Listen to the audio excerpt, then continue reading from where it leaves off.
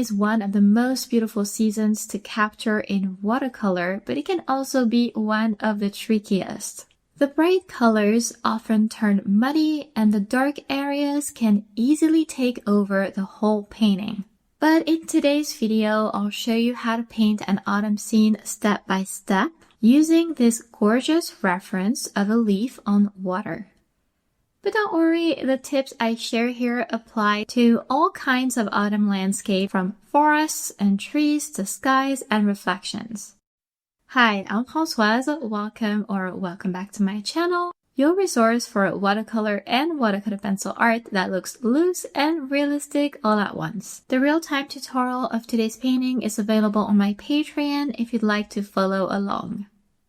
A limited palette is one of the easiest ways to make a painting look harmonious and professional because fewer colors mean less hassle and easier color mixing.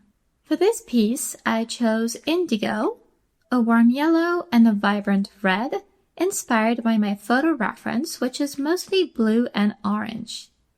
These are perfect for cozy autumn with bright and warm tones against deep darks. For example, I personally prefer warm yellows for autumn painting, like this Indian yellow, over the very common lemon yellow because it creates a warmer, cozier feeling. This also has to do with style. It's my personal tip, not a rule. With red and yellow, I can use them separately for variety, or mix them to get oranges, which I barely ever use as a single color. And indigo helps create a strong dark, which is essential in autumn. I find it reflects the season's transition from bright summer to darker winter. And now check this out. With yellow plus red and indigo, you can mix various browns. And with yellow plus indigo, various greens by simply adjusting the paint ratios. And that's great since autumn has all those colors.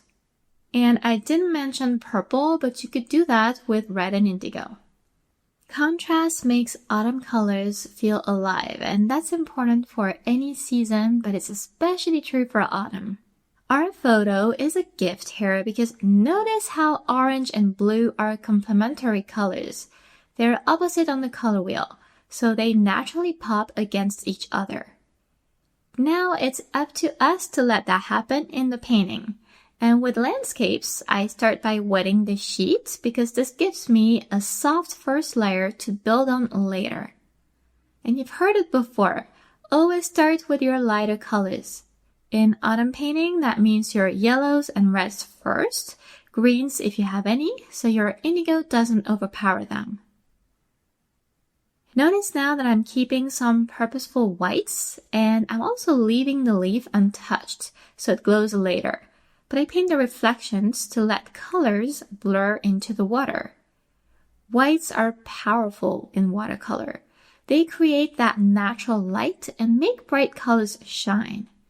I could have decided to mask the leaf, and of course you can do this if it's easier for you right now, but over time, I found I like to paint everything in one go so it doesn't look like I've added something like this leaf. And you can see that now that I've added indigo, how well that reflection of the leaf blends into the painting while also popping off the page. And that's because I'm working on wet and also because I started with the orange tones first. And that's a great example of the start with the lighter colors first. Just like colors, movement gives life to a painting, and I use my paintbrushes and brushstrokes to render that.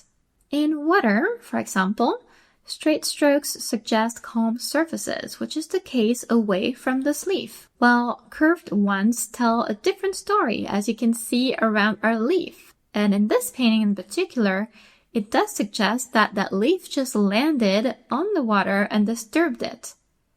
And you can apply that to everything. For example, in the forest, movement can come from tree directions. Bent trees against straight ones create variety and story. And this is something I explore more in my new Misty Forest Skillshare class, where I show exactly how brush direction can suggest grace and rhythm in branches.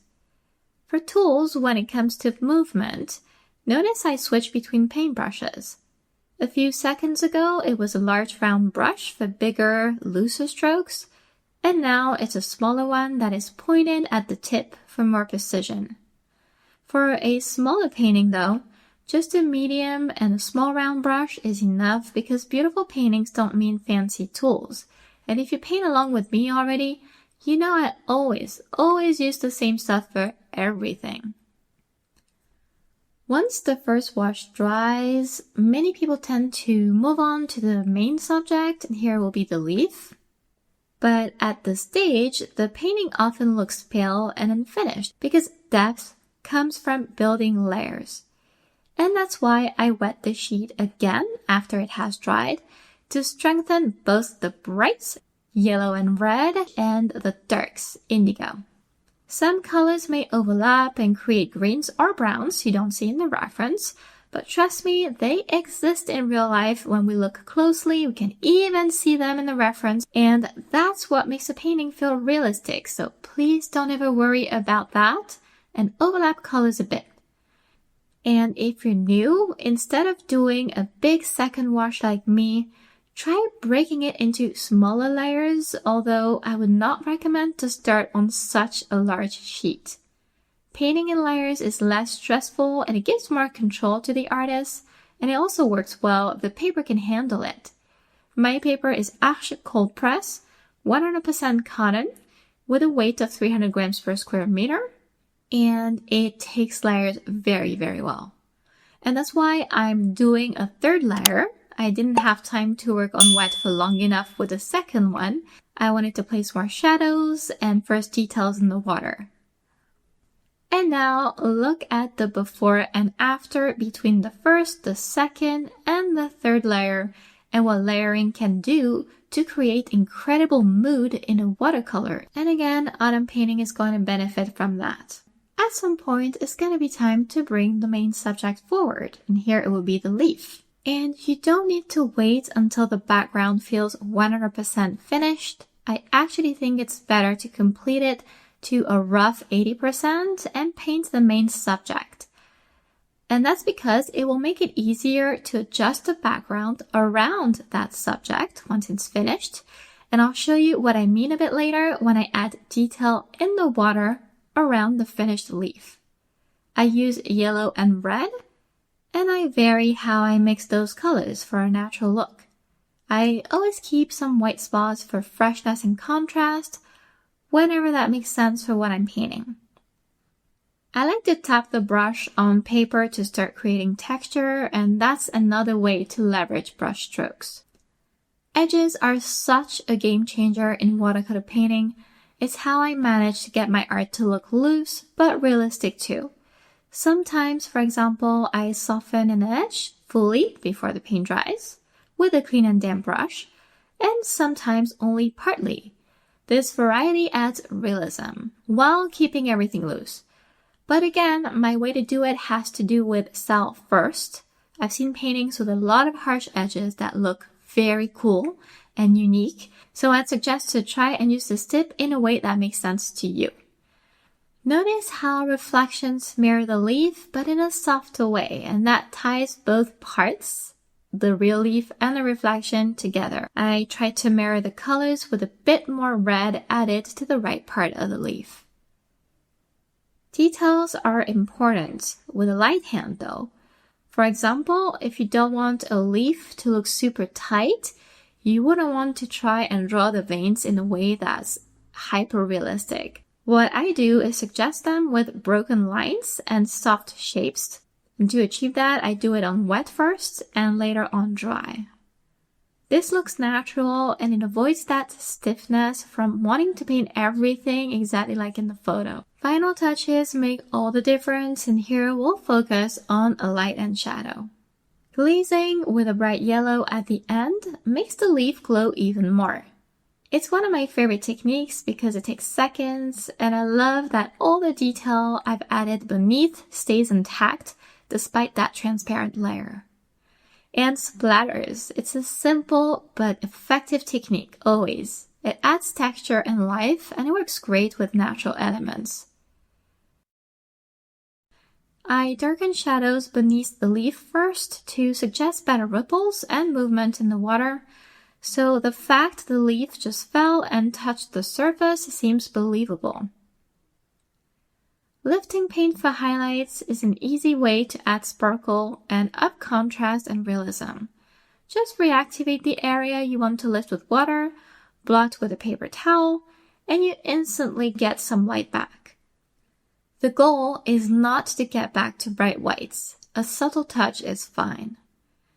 And if you take a look at the overall painting, it's really the color vibrancy with the shadows and all the highlights that make it so pleasing. Let me know in the comments if you enjoyed the demo. That painting is a bit advanced though, and that's why I'm creating a full watercolor autumn forest course where we will start with simple trees and progress step by step through a series of forest scenes for late beginners and intermediates. You'll also get bonuses like special forest techniques and even a module about fun tools that make autumn watercolors extra magical. You can sign up for my newsletter in the description below so you don't miss the sneak peeks and the release in a few weeks. Thank you so much for watching, and I'll see you next time.